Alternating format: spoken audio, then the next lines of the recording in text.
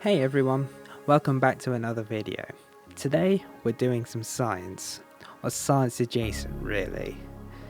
So how did this come about? It started with some old flickering Milliman will fast forward noticed in his NEO footage when he was testing out his new K&F concept ND filters he bought recently, which led the both of us down a rabbit hole of working out why it was doing this.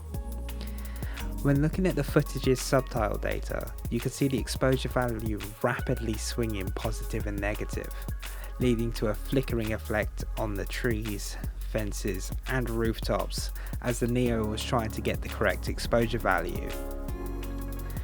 DJI, in their infinite wisdom, decided that we are not allowed to have manual exposure value settings if we have manual ISO. Why? Good question.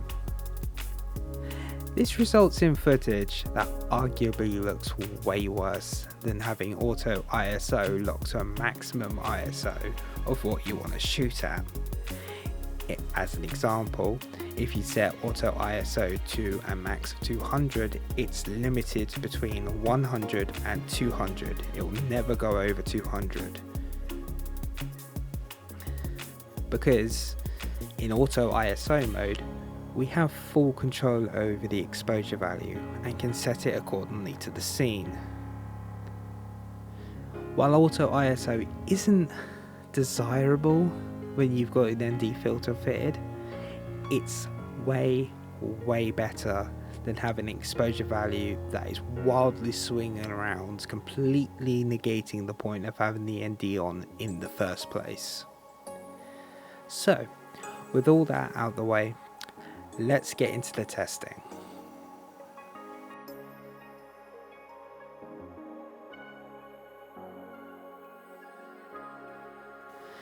So we're starting off with Saturday's footage and with the O3 Air unit. The Air unit is mainly being used as a comparison point here, a baseline, in both auto and locked ISO to compare to the NEO's exposure value behaviour.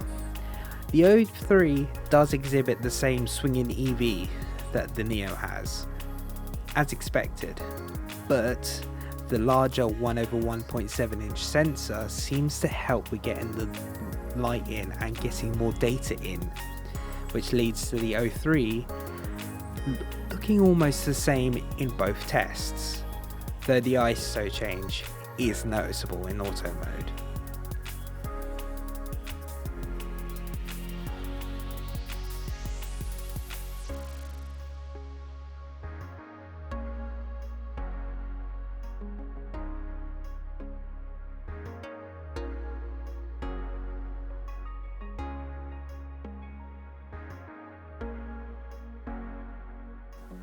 Now then, on to the start of the show, the NEO.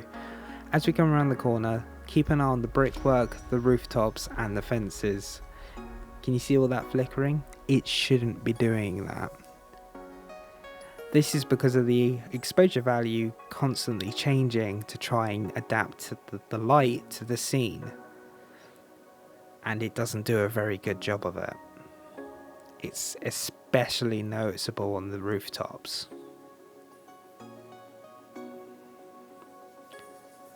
This same behaviour isn't as noticeable when we have auto ISO as we have a locked EV at 0, but you do notice the ISO changes. It's not nearly as bad, it's much more usable footage.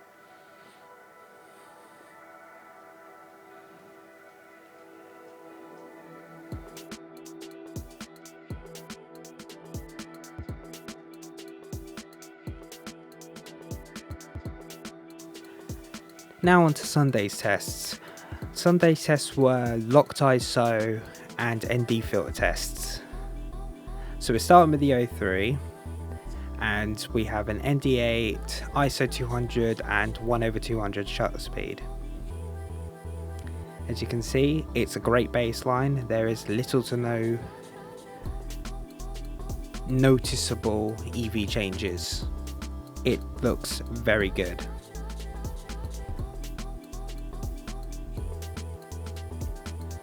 And this is with an ND16. darker as we would expect for the same settings, but again we're not seeing the flickering that we're getting with the Neo with the auto exposure value, or if there is there, it's not noticeable at all.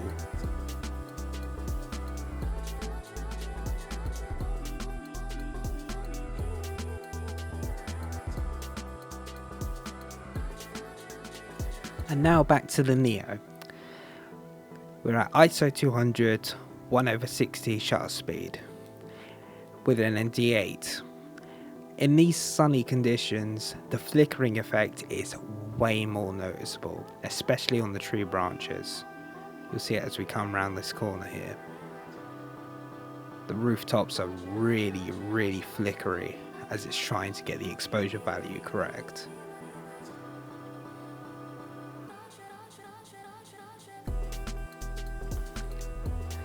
This one, same settings, but with an ND16. I found this footage to be a lot better. It seemed to not fluctuate nearly as much with an ND16, but it is still there at ever so slightly on the rooftops.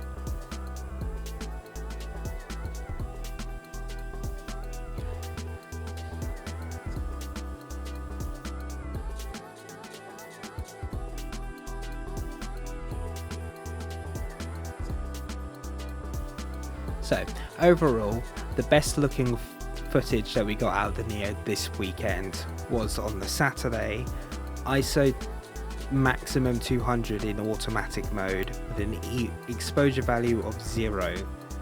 That gave us the best looking footage, even if we did have to contend with the ISOs shifting. It's unfortunate, but that's just how the Neo is. And with that concludes our little test that we did this weekend. Thank you very much for watching all the way through. If you found the information helpful, please could you give a like on the video and consider subscribing for more content like this in the future, as I do plan on making more content like this. It was good fun doing this little test. If you have suggestions as what you'd like to see in the future, please make sure to leave a comment down below. And I'll see you in the next video. See you later.